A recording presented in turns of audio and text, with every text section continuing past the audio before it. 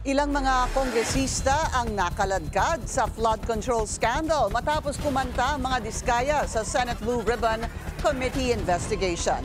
At isa sa mga pinangalanan, si Marikina 1st District Representative Marcy Teodoro. Kausapin po natin siya ngayon. Congressman Teodoro, magandang gabi po sa inyo. Magandang gabi, Pinky, sa mga nanonood at nakikinig sa atin. Ano po ang inyong inisyal na reaksyon nang marinig ang inyong pangalan na isa sa umano na kinabang sa pamilya Diskaya? Nabigla ako, nagulat ako. Noong una, kala ko nga parang nagbibiro lamang yung nagsabi sa akin dahil ni sa hinagap ko o idea ay hindi ko inisip na masasabi o mababanggit ang pangalan ko.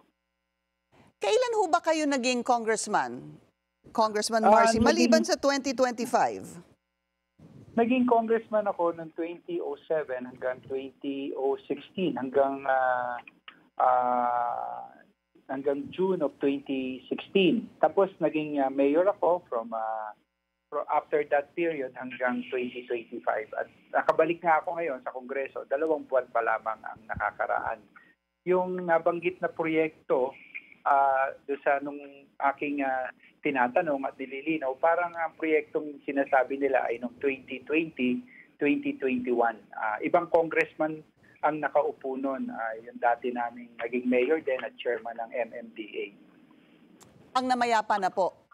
Yes. Tama ho? Opo. Si Bayani Fernando. Tama ho ba? Opo, tama po. Tama po. Dahil binabalikan ko po yung naging testimonya ng mga Diskaya, ang tinanong kasi kung anong merong patunay ang hawak-hawak ng mag-asawa. Ang sabi nila ay meron lang silang parang ledger, kumbaga. Kumbaga, isinusulat lang nila doon kung anong ibinibigay nila, kung kani-kanino, kung let it be a district engineer o bagman ng isang politiko. Ang kataka-taka po kasi doon, nung tinanong sila, sabi, kailan ito nag-umpisa? Ang pagkaalala ko po, ang sabi ay 2022. Kaya ako po tinatanong kung congressman po kayo noong 2022. Hindi po ako congressman noong 2022, hindi po. Paano kaya kayo nabigyan o yung inyong tao ng kahit na anong pera kung hindi ho kayo congressman noong 2022? Ang sabi nila, ledger nila, nag-umpisa daw 2022, sir. Yun nga rin po ang nagtataka ho ako, paano ho mailalagay yung pangalan ko o kaya paano ho ako maisasama doon sa ledger nila kung hindi naman ako congressman. At ito, hindi naman local project ito, local DPWH project. Kaya nga po, ang totoo, pinapakuha ko po kanina pa ho yung journal o yung minutes ng hearing kanina sa Senate para nga ho mapag-aralan din namin. Opo. Kung saan nanggagaling yung sinasabi na testimonya ng mga Diskaya kanina. Dahil tingin ko it's a false testimony in a legislative hearing. Kaya dapat talaga mapag-aralan itong mabuti. Ako very welcome sa akin na matingnan mabuti ito para naman mapawalang hindi naman mapawalang sala dahil wala naman akong kasalanan po at the outset dahil nga yung period na to ay hindi naman po ako nakaupong congressman.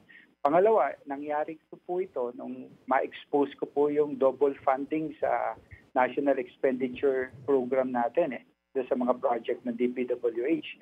Dahil nga po doon sa pag-expose na yon, binabago po ngayon, inaamyendahan ng National Expenditure Program. Baka may mga nasagasaan po kami o mga naapektuhang mga contractor na may inaasahang mga proyekto na doon sa double entry. Opo. And you're talking about the 2026 NEP. Yes, opo. Yes. Yung lumabas na mga proyekto na nagawa na pero napondohan pa rin po. Yes, dahil kino-question ko po yun sa distrito ko Dahil may mga project sa distrito ko na napondohan sa 2026 NEP na nakita ko na tapos na. Kaya nga ito nga ho, pinababago namin during the budget deliberation that we are having now at the committee level. And eventually, pag piniresinta na for plenary debate kasi sayang naman po yung Opo. pondo. Kung paulit-ulit na popondohan yung tapos ng proyekto, bakit hindi i-realign o dalhin doon sa mga project na nangangailangan talagang matapos? Balikan ko lang po yung teorya nyo, Congressman. Ang Mhm. sabi nyo po, baka meron ho kayong natamaan ng mga contractor dahil nga po sa inyong pagdiskubre nitong double entry sa 2026 NEP na nagawa na po dyan po sa Marikina. Ano ho ang magiging kaugnayan noon doon sa posibleng natamaan ninyo sa naging akusasyon ng mga diskaya hinggil sa inyo?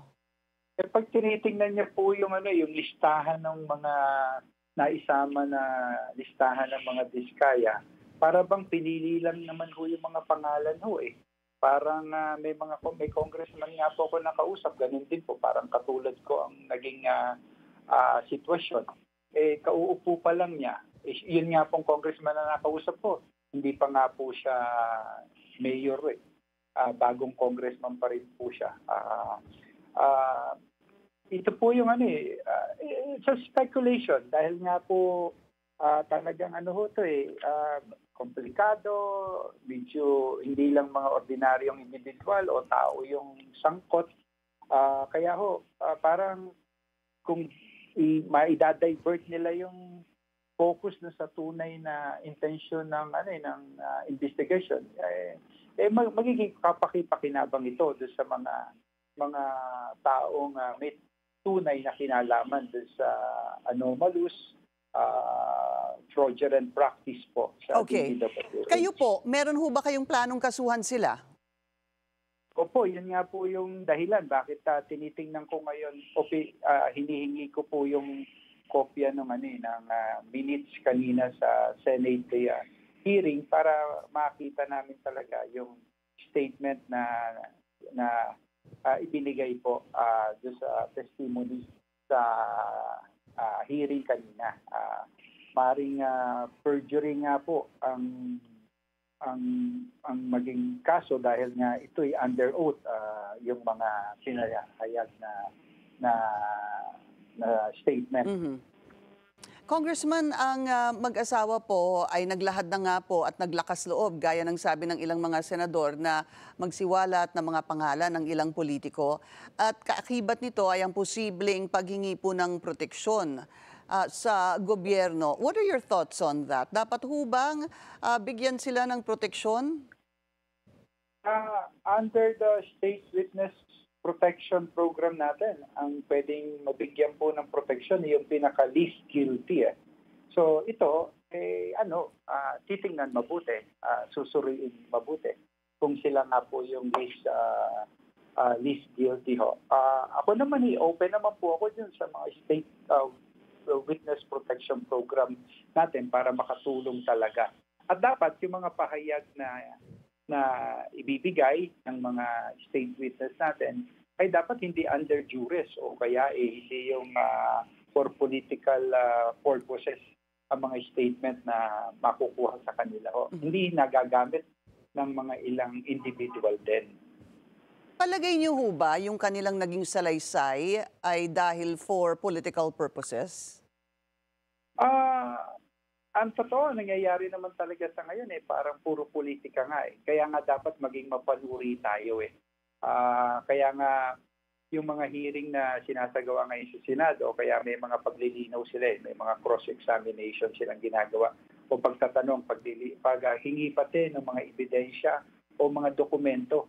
Kaya nga kung nabanggit, halimbawa ang aming mga pangalan, dapat may kaukulan din namang mga patotoo o patunay para sa ganon maging patas, transparent, accountable yung pagdinig na ginagawa. Bago na po ang liderato ng Senado, meron hubang umuugong din na kudeta sa Kamara? Kung ano po yung naririnig ng marami sa atin, ganun din po yung pinag-uusapan dito sa loob ng Kongreso po. Kaya nababanggit ko nga, yung mga hearing na yan, yung mga pagdinig na ngayon, parang naging politika po talaga ang nagiging batayan. Ang politika naman po dapat yung para sa tao, yung may pananagutan po. Hindi naman ibig sabihin ng politika masama na pero kailangan talaga nailalahad yung katotohanan po. So, Congressman, follow-up lang po. So, meron ho talagang umuugong dyan sa House of Representatives na change of leadership? Ah, ano ho hindi namang malakas na malakas po. Bulong. May bulong lang po. Pero ako po hindi ko ho naman sasabihin totoo yun. Hindi ko sasabihin totoo dahil ito po talagang ang nakakaalam lang po nito yung leadership of the House saka yung aming yung mga namumuno rin ng opisyal dito sa Kongreso. Ako naman po kababalik lang po. Dalawang taon pa lang po akong congressman po. Kaya kung ano man po yung narinig ko, talagang chismis lamang po sa ngayon niyon. Sa palagay niyo ho ba, kailangang palitan ang liderato dyan sa House of Representatives? Collegial body po ang ang Kongreso ang House of Representatives po talaga makakapagsabi lamang po talaga yung majority po. Ito po naman po ay pag dumating ang panahon, pag-uusapan po talaga ito ng majority po. Maraming salamat po sa inyong oras. Salamat din po sa pagkakataon po at sana po pakiusap ko nga po sa ating mga kababayan maging papanuri po, lalo na maraming disinformation nangyayari ngayon at tanungin po natin ang mga motibo ng mga nagpapakalat nito. Salamat po sa inyo. Thank you, Mabuhay Sir po. Marikina, 1st District Representative Marcy Teodoro.